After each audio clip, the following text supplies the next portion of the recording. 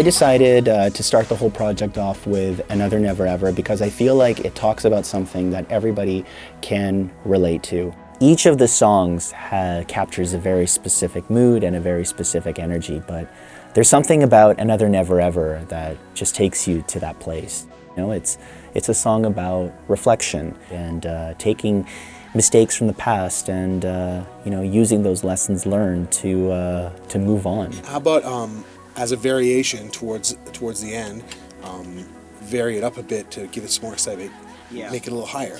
You know, there's been many occasions where I would come in with an idea and Mark would just pick it up and run with it and either create something that was beyond my expectations, or he was able to pinpoint exactly what it is that I was going for. Like, you wait for my forever. Oh yeah. And I can do like some ad lib, like or something like that. Yeah. Yeah. You know, Amin has a lot of ideas from the influence he's gathered over the years of what he's listened to and what he's grown up with. I bring mine to the table, and it was a really good collaborative process. You know, I think we really fed off of each other quite well. I describe Mark as the end to all my musical sentences. People can expect a diversity of songs and kind of a real pop sensibility with a little bit of throwback stuff from what, you know, Amin and I both grew up listening to, but with a real like modern polish to it.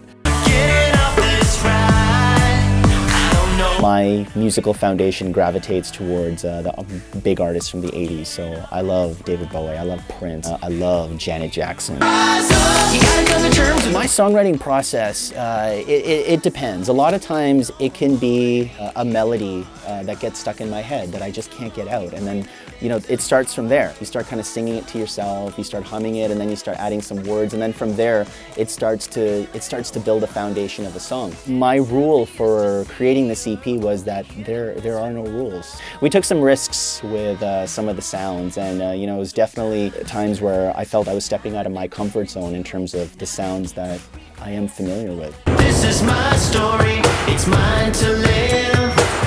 To put together a body of work that made a statement about who I am as an artist, as a singer, as a songwriter, and you know, this collection, it really, I think it really showcases that. It's a pop record with a retro sensibility to it. The actual recording and the creation of this project took roughly 1 year, but I would say this has been something that's been almost about 14-15 years in the making, you know, from right when I was learning how to sing to writing my very first song to getting on stage and performing and just getting a taste of what it's like to record music. And I feel like this was the next step of where I'm at on that journey. This is my day one. This time on, I'm second to none.